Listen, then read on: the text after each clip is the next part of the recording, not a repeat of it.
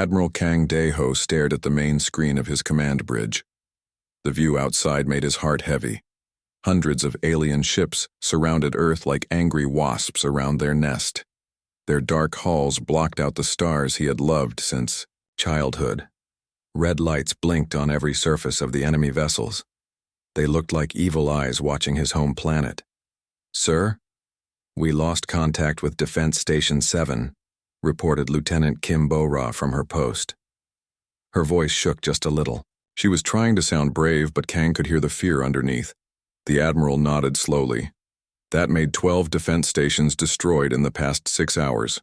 Earth had built 36 stations around the planet to protect it. Now only 15 remained active. The aliens were winning, and everyone on the bridge knew it. The Soul's Pride was Earth's last big warship still fighting. All the others had been destroyed or badly damaged. Kang's ship had taken hits too. Sparks flew from damaged panels every few minutes. The lights kept going dim and bright again, but they were still alive, still fighting.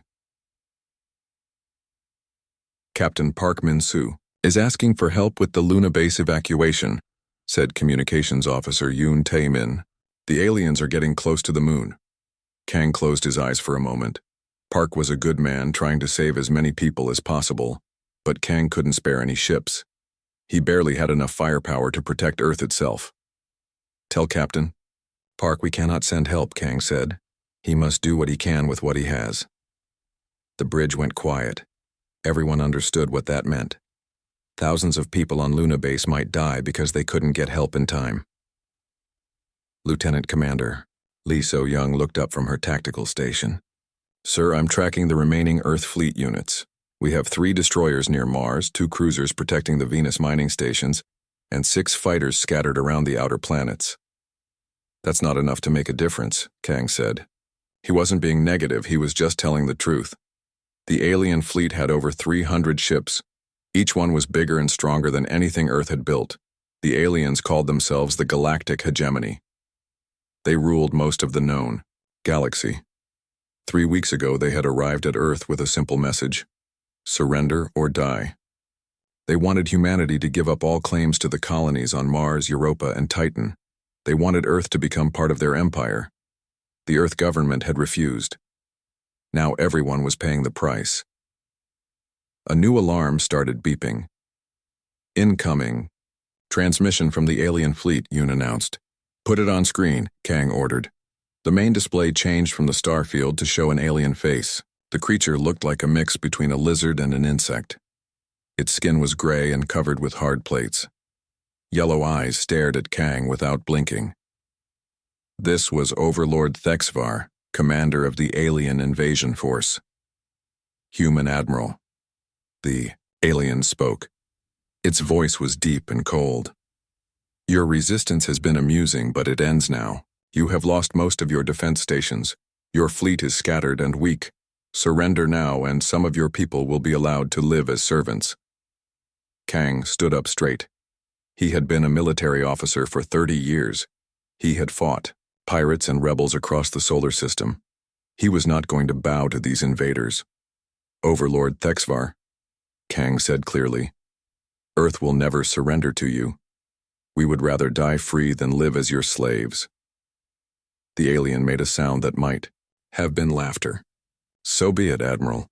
You have 72 of your hours to reconsider. After that, we will destroy every human settlement in this system.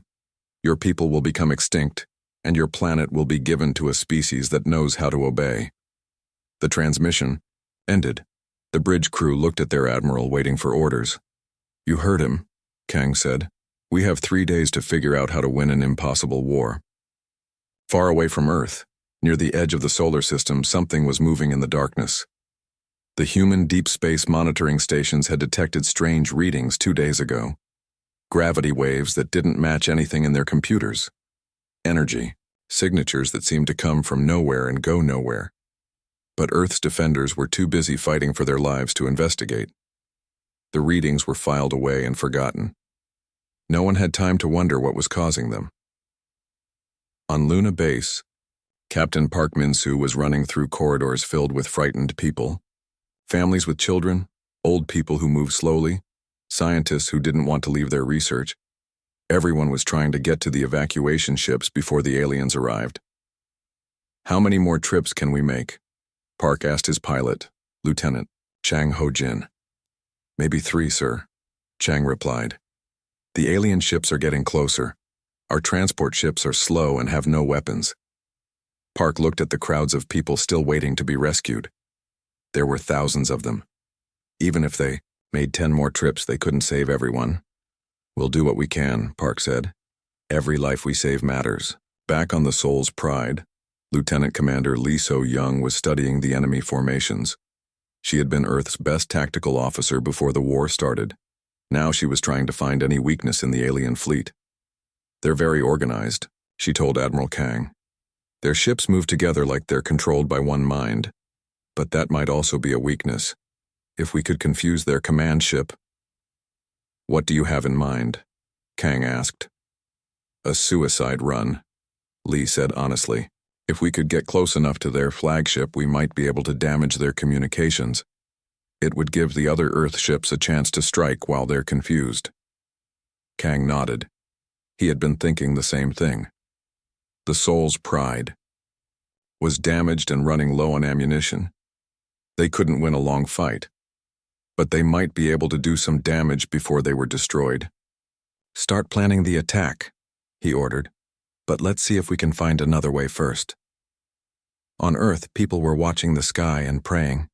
The alien ships were so big they could be seen even during the day, like dark clouds that never moved. News reporters tried to sound hopeful, but everyone knew the truth. Earth was losing the war. In the Deep Space Monitoring Station on Pluto, technician Ro Sung-woo was still tracking the mysterious readings from the outer system. He was supposed to be helping coordinate the defense, but something about these signals bothered him. "The energy pattern is getting stronger," he reported to his supervisor. "Whatever's out there, it's getting closer." "Probably just space debris," his supervisor said. "We have more important things to worry about." But Ro wasn't convinced. The readings looked almost like a ship's engine signature. But it would have to be a huge ship, bigger than anything humans had ever built, and it was moving faster than should be possible. As night fell on Earth, Admiral Kang stood alone in his quarters, looking out at the enemy fleet. Tomorrow they would begin their final attack. He knew his ship probably wouldn't survive. But maybe they could damage the aliens enough to give Earth a little more time. He thought about his daughter, safe in a shelter on Earth. He thought about all the people counting on him to protect them. He thought about the message he would send to the other human ships scattered across the solar system. "This is Admiral Kang Dae-ho to all Earth Defense Forces," he would say. "We fight not because we can win, but because it is right. We fight for our families, our freedom, and our future. Whatever happens tomorrow, we fight as humans." In the darkness between the planets, something vast and silent moved closer to the war zone. The strange readings grew stronger with each passing hour. But the people of Earth were too busy preparing for their last battle to notice. The war for Earth's survival was about to change in ways no one could imagine. Dr. Kim Hyun-woo brushed dust off the ancient stone tablet he had been studying for weeks. The ruins on Titan were unlike anything humans had ever found before. They were old, maybe millions of years old, built by some race that had lived and died long before humans learned to make fire. "Yoonji, come look at this," he called to his research partner. Dr. Choi Yoonji walked over from her equipment station. She had been monitoring energy readings from deep space, trying to help Earth's defense forces. But the work was slow and frustrating. The alien invasion fleet was too far away for her instruments to be much help. "What did you find?" she asked, looking at the tablet. "These symbols," Kim pointed to marks carved into the stone. "I've been trying to translate them for weeks. But look at this section here. It talks about something called a Guardian Protocol." Yoonji knelt down beside him. The symbols looked like a mixture of pictures and writing. Some showed stars and planets, others looked like ships or weapons. "Guardian of what?" she asked. "I'm not sure yet," Kim said. "But there's something else. These energy signatures you've been tracking from the outer system. I think they match some of the patterns described in these texts." Hyunji frowned. That didn't seem possible. The ruins were ancient. The energy readings were happening right now during the war. "Show me," she said. Kim pulled out his translation notes. He had been working on the alien writing system for months. It was slow work, but he was starting to understand parts of it. "This symbol appears many times," he pointed to a curved line with dots. "I think it means return or coming back. And this one," he showed her a circle with lines radiating out, "seems to mean promise or oath." Chunji looked at her own data on her portable computer. The energy readings from space showed a pattern that repeated every few hours. It was like a heartbeat in the darkness. "Kim, look at this wave pattern," she said, showing him the screen. "Now look at these symbols on the tablet." Kim's eyes went wide. The energy waves from space matched the carved patterns on the ancient stone almost perfectly. "That's impossible," he whispered. "Maybe not," Yunji said. "Maybe whoever built these ruins left something out there. Something that's been waiting." Meanwhile, on Earth's communication station in orbit, Officer Yoon Tae-min was having the strangest day of his life. He had been monitoring radio signals from across the solar system, trying to coordinate the scattered Earth defense forces. But for the past 6 hours, he had been picking up something else, transmissions in a language he had never heard before. The signals were coming from the same area where the energy readings originated. The strange part was not just hearing the alien language. The strange part was that he could understand it. "This cannot be happening," he said to himself as he listened to his headphones. The voice spoke in sounds that were definitely not human, but somehow the meaning appeared in his mind as clearly as if someone was speaking Korean. "The children are in danger," the voice said. "The oath must be kept. We return to honor the ancient promise." Yoon took off his headphones and rubbed his temples. Maybe he was going crazy from the stress of the war. Maybe his brain was making up meanings for random noise. But when he put the headphones back on, the voice was still there. "Long have we traveled in the dark places between stars. Long have we prepared for this day. The Guardian Protocol is activated." Yoon started recording everything. If he was going insane, at least he would have proof. On the ground, in what used to be South Korea, Corporal Nam Jae-won was fighting for his life. The aliens had landed troops near the old city of Busan. Their soldiers looked like metal spiders with too many legs and glowing red eyes. Nam's unit was defending the last communication array in the region. If the aliens took it, Earth would lose contact with the outer colonies completely. "Contact left!" shouted Private Lee Dong-sik, firing his rifle at an approaching alien soldier. The alien weapon fired back with a beam of green light that melted the concrete wall next to Nam's head. These creatures had much better equipment than the human soldiers. "Fall back to the secondary position," Nam ordered his men. As they ran across the battlefield, Nam saw something in the sky that made him stop and stare. Objects were falling from space, but they weren't coming from the alien ships in orbit. These objects looked different.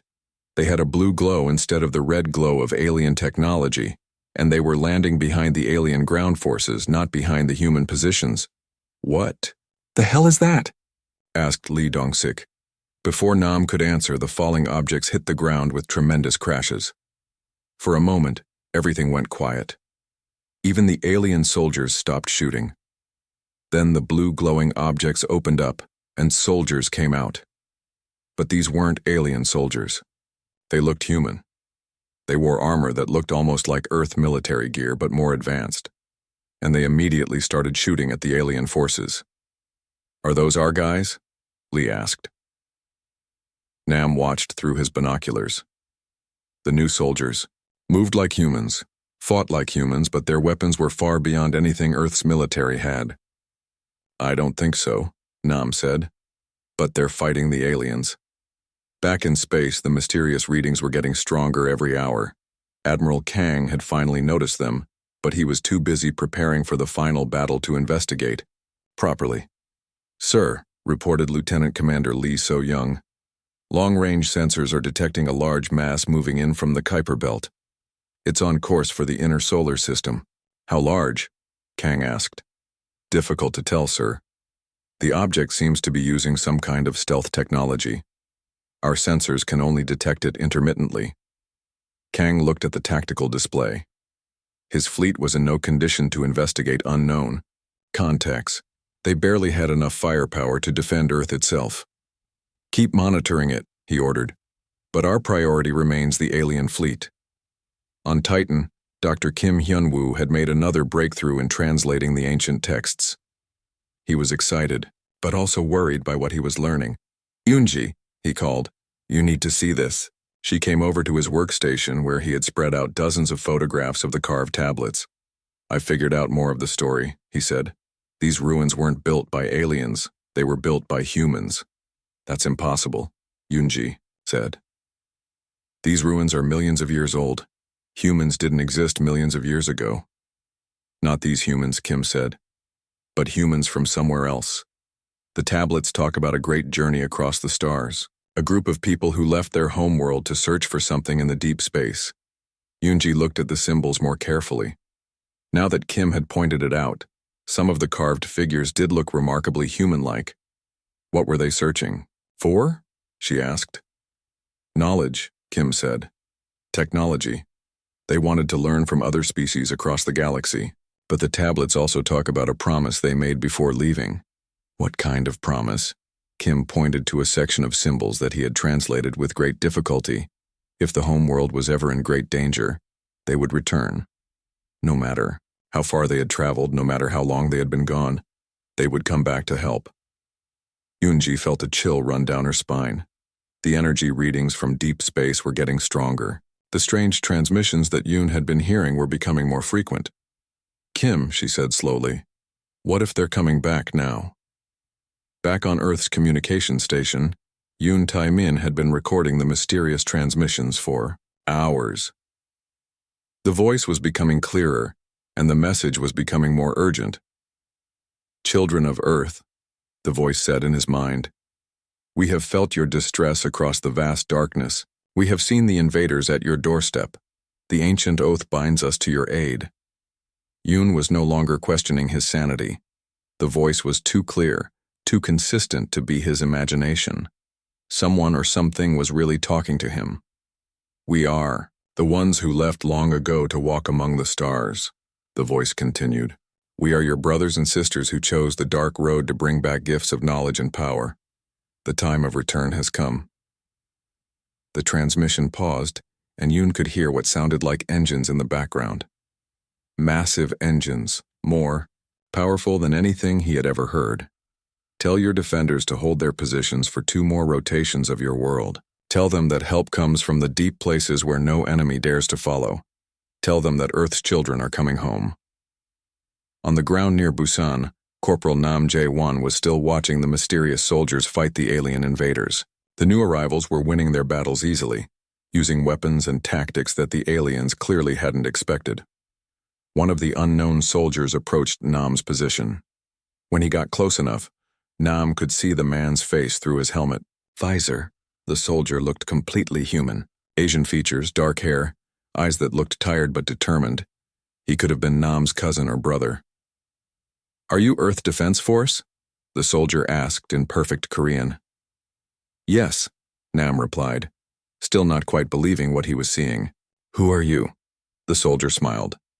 We're the ones who've been gone too long, he said. But we're home now. In space, Admiral Kang was receiving reports from all across the solar system. The mysterious energy readings were getting stronger. Unknown soldiers were appearing on battlefields across Earth. Strange transmissions were being received by communication stations everywhere. The massive ship appeared piece by piece as its cloaking system shut down. Admiral Kang watched in amazement as more and more of the vessel became visible on his main screen. The ship was over 1 kilometer long, its hull covered with armor that seemed to shift and flow like liquid metal. My God, whispered Lieutenant Commander Lee So-young. Look at the size of that thing. The ship dwarfed even the largest alien vessels in the hegemony fleet. Its design was clearly human, with the clean lines and practical layout that Earth engineers preferred. But the technology was far beyond anything in Earth's databases. Admiral Kang, came the voice of Admiral Seo Jun-ho again, requesting permission to approach your position. Kang looked around his bridge. His crew was staring at the screen in wonder and confusion. In the past day, everything they thought they knew about the universe had been turned upside down. Permission granted, Kang replied, but I have a lot of questions. I'm sure you do, Admiral CO said, and I'll answer them all. But first we need to deal with your uninvited guests. As if summoned by those words, alarm klaxons began sounding across the alien fleet. The hegemony ships had noticed the newcomer, and they didn't like what they saw. Captain Lim Soo-jin was flying a reconnaissance mission near Mars when the giant ship appeared. Her small fighter was dwarfed by the massive vessel, but she managed to get close enough for a detailed scan. Earth Command, she reported over her radio. I'm getting a close look at the unknown vessel. It's definitely of human construction, but using technology I've never seen before. She flew along the ship's hull, her cameras recording everything. The armor plating seemed to ripple and change as she watched. Weapon ports opened and closed along the ship's sides like the gills of some enormous metal fish. The hull appears to be some kind of adaptive material, she continued her report. And I'm detecting energy signatures that are off the charts. This thing has more power than our entire fleet combined. Suddenly, her radio crackled with a new voice. Earthfighter, this is Commander Han Ye-jin of the Saebyok. You're flying pretty close to our ship. Soo-jin nearly jumped out of her pilot seat. Someone on the big ship was talking directly to her. Sorry, she replied. I was ordered to gather intelligence. No problem, Commander Han said. But you might want to back off a bit. We're about to test our weapon systems. Soo-jin didn't need to be told twice. She pulled her fighter back to a safe distance and watched as sections of the giant ship's hull began to glow with blue light. On the Seoul's Pride, Admiral Kang was getting his first good look at Admiral Seo Jun-ho on the main screen. The other man appeared to be in his 50s with graying hair and tired eyes. He wore a uniform that looked similar to Earth Defense Force gear, but with subtle differences in design and material. 200 years, Kang said. You've been gone for 200 years? That's right, Admiral Seo replied. We left Earth in 2125 on a mission to explore the outer galaxy and gather technology that could help humanity survive. Kang did quick math in his head. That would be about the time Earth was just beginning to establish its first colonies on Mars and the Moon. I've never heard of any such mission, Kang said. It was classified above top secret, Admiral Seo explained. Only a few people in the Earth government knew about it. We took our families, our best scientists, and our most advanced AI systems. Our mission was to spend decades or centuries learning from other species, then return with knowledge that would secure Earth's future. And now you're back, Kang said. We never stopped monitoring Earth's radio signals, Admiral Seo said. Even from thousands of light years away, we could detect your transmissions. When we heard about the hegemony invasion, we came as fast as we could. Overlord Thexvar was not pleased. The alien commander stood on his flagship's bridge, staring at the massive human vessel that had appeared near Mars. His tactical officers were giving him reports that made no sense. The ship appears to be using technology we don't recognize, reported his chief science officer. Its hull composition is unknown, and its energy output is beyond our measuring equipment. It's just another human ship, Thexvar said angrily. Larger than the others, but still inferior to hegemony technology. Sir, his weapons officer said hesitantly, our long-range scanners indicate this vessel has firepower equivalent to half our fleet.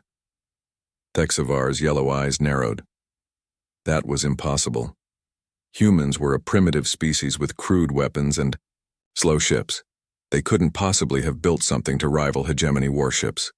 All ships, he commanded, redirect half our firepower toward the new vessel. Destroy it immediately. Over 100 alien ships turned their weapons toward the Saebyok. Energy beams and missile swarms launched across space. Enough firepower to destroy a small moon. The beams and missiles struck the human ship's hull and simply vanished. The adaptive armor absorbed every bit of energy, glowing brighter blue as it did so. Impossible, Thexvar breathed. On the Saebyok, Admiral Seo Jun-ho smiled grimly as he watched the alien attack fail completely. Engineer Oh Sung-min, he called to his chief engineer. How are our absorption systems handling their attack? Like a sponge soaking up raindrops, sir, O replied from his engineering station. Our hull is actually getting stronger as it absorbs their energy. We could take this kind of punishment all day. Tactical Officer An Myung, the Admiral called to his weapons officer.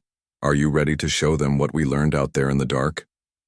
Yes, sir, An replied with a fierce grin. Gravitational disruptors are charged and ready. Phase cannons are online. Quantum torpedoes loaded. Good, Admiral Seo said. Let's give them a demonstration. The Sabiok began to move, but not in any way that should have been possible. Instead of using rocket engines or ion drives like normal ships, it seemed to simply slide through space as if gravity didn't affect it. Gravity manipulation, Dr. Kim Hyun-woo said in amazement from his research station on Titan. He and Dr. Choi Eun-ji were watching the battle on their emergency communication screen. They've learned to control gravity itself.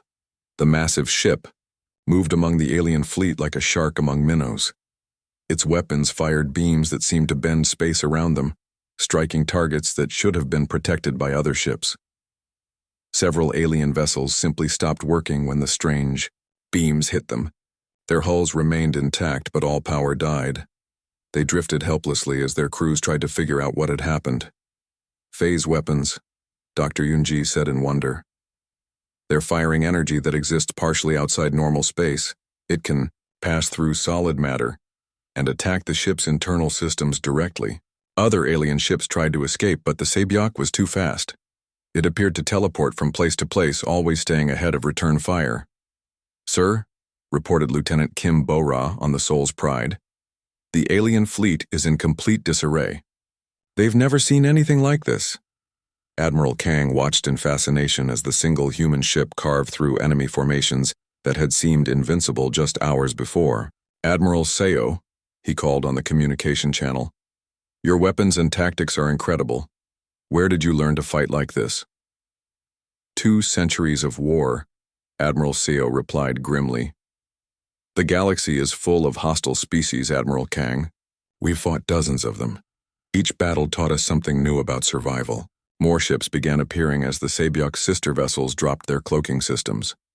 There were 12 ships in the Exodus fleet, each one unique in design but sharing the same advanced technology. Captain Park Min-soo, still evacuating, Luna Base, watched the battle from his transport ship's bridge. The alien vessels that had been closing in on the moon were now fleeing in panic. Never thought I'd live to see aliens running scared, his pilot, Lieutenant Chang Ho-jin, said with a laugh, but the battle wasn't over. Overlord Thexvar still had most of his fleet, and he was furious. The alien commander opened communication channels to all his ships. All vessels, he commanded, target the planet directly. If we cannot defeat these ships, we will destroy what they came to protect. Over 200 alien ships turned toward Earth, their planet-killer weapons charging for a bombardment that would turn the surface into molten rock. They're targeting Earth itself, reported Lee So-young on the Seoul's Pride. Admiral Kang felt ice in his veins. His ship and the Exodus fleet were powerful, but they couldn't stop every missile and energy beam aimed at his homeworld. Admiral Seo, he called desperately, can your ships protect the planet? Not all of it, Admiral Seo replied. We're good, but we're not that good. On Titan, Dr. Kim Hyun-woo was frantically reading through his translations of the ancient texts. He had found references to something called the Final Protocol, but the symbols were unclear. Yoon-ji, he called urgently, I think there's something else, some kind of weapon or defense system left by the people who built these ruins. What kind of weapon? She asked, running over to his station. I'm not sure, Kim said, but the texts say it requires a human neural interface to activate. Someone has to connect their mind directly to the system. Yoon-ji looked at the energy. Readings from her instruments. The patterns were becoming more complex, almost like the ruins themselves were waking up after millions of years. The question is, she said, will it help us, or will it kill whoever tries to use it? Admiral Seo Junho stood in the teleportation chamber of the Sabiok, preparing to visit the Seoul's Pride. The device looked like a circle of silver light that hummed with barely contained energy. His crew had built it using technology learned from a peaceful species called the Wanderers, who lived in ships that traveled between dimensions. Are you sure this is safe, sir? Asked Engineer Oh Sung-min. We've never tested it on such an old Earth ship. Their hull design is similar enough, Admiral Seo replied. Besides, we need to coordinate our attacks. Fighting separately will only help the aliens. The silver light surrounded him, and suddenly he was standing on the bridge of Admiral Kang's ship. The older technology looked primitive compared to what he was used to, but it brought back memories of his youth on Earth. Admiral Kang stepped forward to greet him. The two men shook hands, and Kang was surprised by how normal Admiral Seo seemed. Despite his advanced technology and two-century journey, he was still recognizably human. Welcome aboard, Kang said. We have a lot to discuss. Yes, we do, Admiral Seo agreed. But first, let me tell you about your enemy. The Galactic Hegemony isn't just another hostile species. They're an empire that has conquered hundreds of worlds. He activated a small device that projected a three-dimensional map of the local galaxy. Red dots marked hegemony territory, which covered nearly a third of the visible stars. They rule through fear and superior numbers. Admiral Seo continued. Their technology is good, but it hasn't changed much in thousands of years. They've become lazy and arrogant. And that's their weakness? Admiral Kang asked. Exactly, Admiral Seo said. They don't innovate. They don't adapt. When they meet something new, they don't know how to respond. Lieutenant Commander Lee So-young looked at the star map with professional interest. How do you know so much about them? Because we've been fighting them for 50 years, Admiral Seo said grimly. They control much of the territory we passed through on our journey. We had to battle their fleets, study their tactics, and learn their weaknesses just to survive. On the Saebyok, Tactical Officer An Mi-young was coordinating with Earth's scattered defense forces. The human ships from Mars, Venus, and the outer colonies were finally able to regroup under the protection of the Exodus fleet's advanced shields. This is Commander Park Jun-woo from the Mars Defense Station, came a voice over the communication system. My ships are ready to follow your orders. And this is Captain Yu Sun-hee from the Venus Mining Fleet, added another voice. We've converted our cargo haulers into missile platforms. Not pretty, but they'll fight. An smiled as she listened to the reports. The Earth forces had spirit, even if their equipment was outdated. That counted for a lot in battle. All Earth. Ships, she announced, form up behind our vessels. We'll provide cover while you attack their flanks. Target their smaller ships first, then work your way up to the bigger ones. Back on the Soul's Pride, Admiral Seo was explaining more about his people's journey through space. We didn't just explore empty systems, he said. We found dozens of intelligent species. Some were friendly, some were hostile, and some were just strange beyond description. He showed them images of the various aliens his fleet had encountered. There were beings made of living crystal, creatures that existed in multiple dimensions at once, and machines that had outlived their creators by millions of years. Each species taught us something, Admiral Seo continued. The crystals showed us how to manipulate matter at the atomic level. The Dimension Walkers taught us about phase technology. The ancient machines gave us quantum computing systems. You've been collecting alien technology for 200 years, Admiral Kang said in amazement. More than that, Admiral Seo replied. We've been learning how to combine different technologies in ways their original creators never imagined. That's what makes us different from the hegemony. They conquer and dominate, we learn and adapt. Dr. Ryu Dong-hyun, the Exodus Fleet's intelligence officer, materialized on the bridge using the same teleportation technology Admiral Seo had used. He carried data tablets filled with information about the alien fleet. Admiral, he reported, we've completed our analysis of the hegemony forces. They have 327 ships total, including their flagship Dominion of Worlds. He activated his own projection system, showing detailed plans of the alien vessels. Their biggest weakness is their command structure, Dr. Ryu continued. All orders come from the flagship. If we can disrupt their communications, the fleet will become confused and disorganized. Admiral Kang studied the tactical information. What about their planet-killer weapons? Powerful but slow to charge, Dr. Ryu replied. They need nearly an hour to build up enough energy for a full planetary bombardment. If we can keep them moving and fighting, they won't have time to target Earth again. On Titan, Dr. Kim Hyun-woo was making breakthrough after breakthrough in his translation of the ancient texts. The energy readings that Dr. Choi Yoonji was detecting seemed to be responding to the battle in space. The ruins are definitely connected to what's happening, Kim told her excitedly. These symbols here describe a weapon system that was built to fight against a great devouring empire that sounds exactly like the hegemony. Yoonji looked at her instruments. The energy levels were climbing steadily. Whatever was buried beneath the ruins was waking up. According to this, Kim continued, pointing to a section of translated text, the weapon requires a human mind to direct it. But not just any human. It needs someone who understands both the ancient technology and modern warfare. Someone like Admiral Seo? Yoonji suggested. Maybe, Kim said. But the texts also warn that using the weapon could be fatal. The human brain wasn't designed to interface directly with technology this advanced. The battle in space was intensifying. Overlord Thexavar had reorganized his forces and was launching coordinated attacks against both Earth's defenders and the Exodus fleet. His ships moved in tight formations, trying to overwhelm the human defenses through sheer numbers. But the combined human fleet was fighting smarter, not harder. Earth's ships used hit-and-run tactics, striking quickly and then retreating behind the protective shields of the advanced vessels. The Exodus fleet's ships used their superior technology to appear and disappear at will, always attacking where the aliens were weakest. Major Bae Jin-wook was leading ground forces in the liberation of captured human settlements on Earth. The alien troops were strong and well-equipped, but they had been trained to fight conventional armies. They didn't know how to handle the guerrilla warfare tactics that humans had perfected over centuries. Team Alpha hit their supply depot, he commanded over his radio.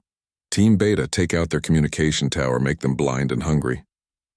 The human resistance fighters moved through the ruins of cities and the shadows of forests, striking at alien positions and then vanishing before reinforcements could arrive. Many of the fighters were ordinary people, teachers, farmers, office workers, who had taken up arms to defend their homes. Commander Han Ye-jin of the Saebyok was coordinating the evacuation of Earth's cultural treasures. Art, music, literature, and historical artifacts were being transported to the Exodus fleet's massive cargo bays for safekeeping. We can rebuild cities, she told her teams. We can't rebuild our history. The work was dangerous, as alien forces were still occupying many of Earth's major cultural centers. But the evacuation teams used the same phase technology that powered their weapons to slip through solid walls and remove priceless items without being detected.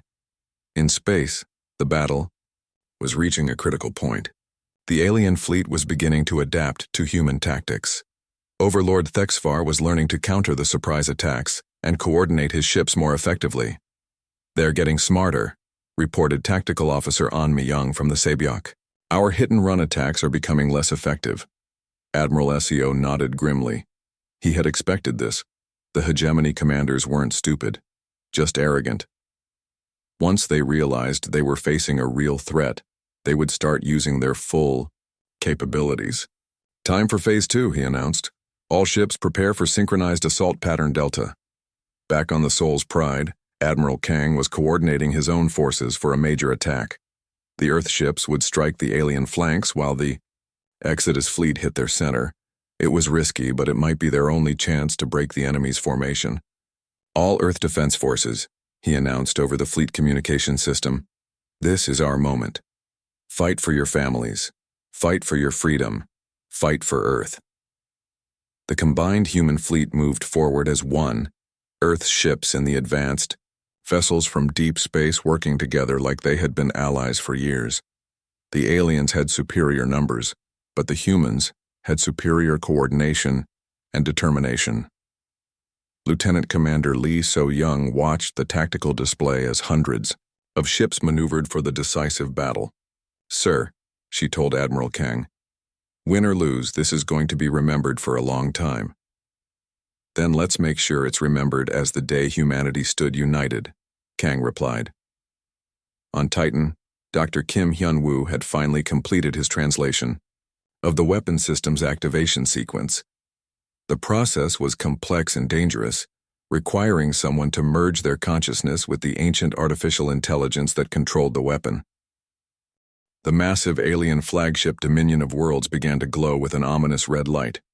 Deep within its hull, the planet-killer weapon was charging for a final, devastating attack. This weapon was different from the others. It could crack a planet's surface and boil away its oceans in minutes. Admiral Kang watched the energy readings climb on his tactical display. "How long until that thing is fully charged?" 43 minutes, reported Lieutenant Commander Lee So-young. Her voice was steady, but everyone on the bridge could see the worry in her eyes. Admiral Seo Jun-ho was back on his own ship, coordinating the combined human fleet. Both branches of humanity, those who had stayed on Earth and those who had journeyed to the stars, were working together like they had never been apart. "All ships," Admiral Seo commanded, "target the flagship's weapon systems. We need to stop that planet killer before it finishes charging." But Overlord Thexvar had learned from his earlier defeats. The alien flagship was surrounded by a protective screen of smaller vessels. Every human attack was met by overwhelming defensive fire.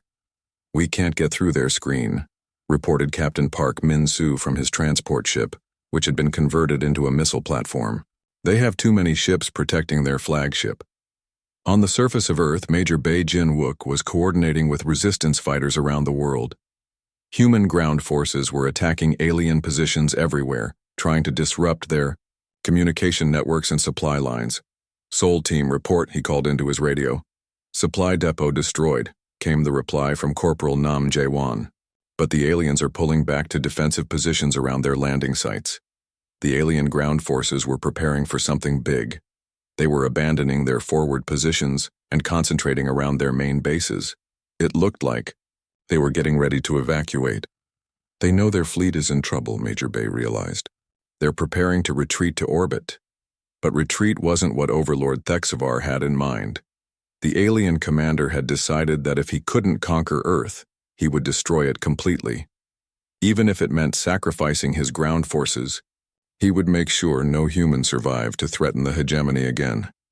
Commander Han Ye-jin was working frantically to save as much of Earth's culture as possible. Her teams were using phase technology to slip into museums, libraries, and historical sites around the world. "Team 7, how are you doing at the Louvre?" she asked over her communication system. "We've got most of the paintings," came the reply. "But there's so much here, we need more time." "Time is what we don't have," Han replied sadly. "Save what you can." On Titan, Dr. Kim Hyun-woo was preparing to interface with the ancient weapon system. Admiral Seo had sent one of his quantum interface devices, a helmet-like machine that would allow Kim's consciousness to merge safely with the alien artificial intelligence.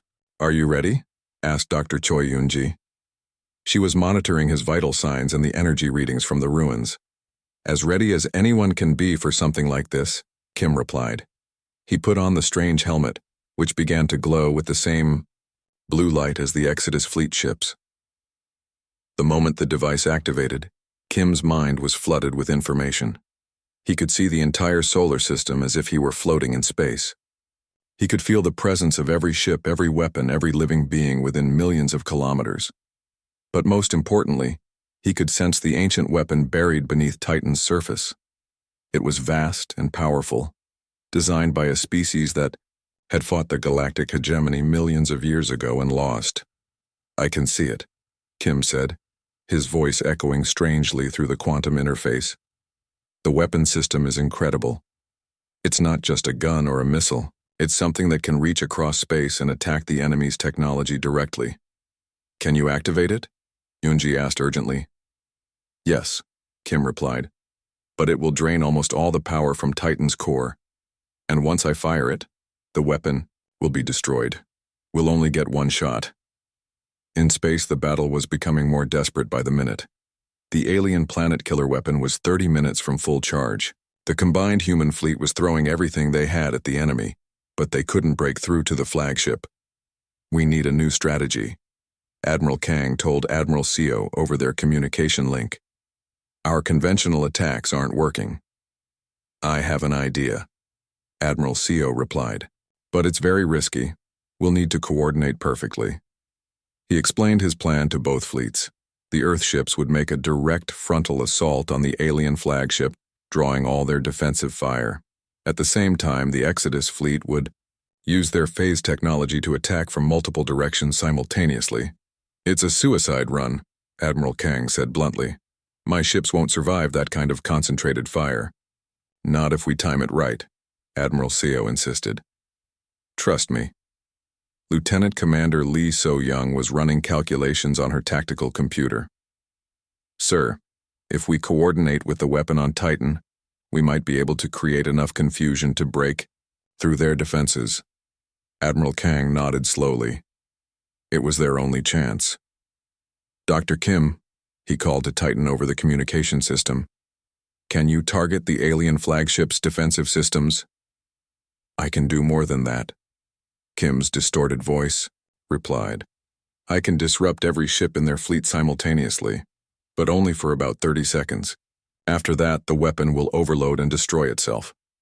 30 seconds, Admiral CO mused. That might be enough. The plan was set. At exactly the right moment, Kim would fire the ancient weapon from Titan, disrupting all the alien ships at once. During those 30 seconds of confusion, the combined human fleet would strike at the flagship's planet-killer weapon. All ships, Admiral Kang announced to the entire human fleet. This is our final attack. Everything depends on perfect timing and absolute courage. Fight like your world depends on it, because it does. The countdown began. 20 minutes until the alien weapon fired. 15 minutes. 10 minutes. On Titan, Kim was struggling to control the massive amount of power flowing through the ancient weapon system. The device was fighting him, as if it had a mind of its own. The weapon's AI is still active, he told Yunji. It's been waiting millions of years for someone to activate. It wants to destroy every hegemony ship in the system. Can you control it? She asked worriedly. I'm trying, Kim replied. But it's so angry. It remembers what the hegemony did to its creators. 5 minutes until the alien planet killer fired. The human fleet moved into position. Earth's older ships formed the spearhead of the attack, while the advanced Exodus fleet vessels prepared to phase jump into the heart of the enemy formation. All ships, Admiral CO commanded. Phase drives online. Quantum torpedoes armed. Gravitational disruptors charged. 3 minutes. 2 minutes. 1 minute. Now, Admiral Kang shouted. On Titan, Kim released his control over the ancient weapon and let its artificial intelligence take command. The weapon fired with the fury of a species that had been extinct for millions of years, sending waves of disruptive energy across the entire solar system. Every alien ship in the fleet suddenly went dark. Their weapons stopped working. Their engines died. Their communication systems failed. For 30 precious seconds, the mighty Galactic Hegemony fleet was helpless. The combined human fleet struck like lightning. Earth's ships poured missile fire into the alien flagship, while the Exodus fleet appeared throughout the enemy formation, their advanced weapons tearing through helpless alien vessels. Admiral CO's ship, Sabyok, materialized directly above the flagship's planet-killer weapon and fired every weapon it had. Quantum torpedoes phased through the ship's hull and detonated inside the weapon chamber. The massive alien weapon exploded in a brilliant flash of light, taking half the flagship's hull with it. On the bridge of the Soul's Pride, Admiral Kang watched as alien ships throughout the system began to explode or drift helplessly in space. The ancient weapon had done more than just disrupt their systems. It had somehow infected their computer networks with a virus that was spreading from ship to ship. Impossible, came Overlord Thexvar's voice over the communication system. For the first time, the alien commander sounded afraid. No, Admiral CO replied, broadcasting on all frequencies. Just human. The battle was over in minutes. Those alien ships that hadn't been destroyed were drifting powerless in space. The Galactic Hegemony's invasion fleet had been completely defeated. But Overlord Thexvar wasn't finished. His flagship was badly damaged, but still functional. He opened a communication channel to both human fleets. You have won this battle, the alien commander said, his voice filled with rage. But the hegemony controls thousands of systems and millions of ships. We will return with a fleet so large that it will blot out your sun. Let them come, Admiral Kang replied. Earth will be ready. More than ready, Admiral Seo added. Because now we know the truth about the galactic hegemony. They're not invincible. They're not even particularly creative. They're just bullies who have been picking on species that couldn't fight back. On Titan, Dr. Kim Hyun-woo slowly removed the quantum interface helmet. The ancient weapon had burned itself out completely, but it had served its purpose. The ruins around them were dark and silent now. Their million-year vigil finally ended. The weapon's AI left me a message before it shut down, Kim told Dr. Yoonji.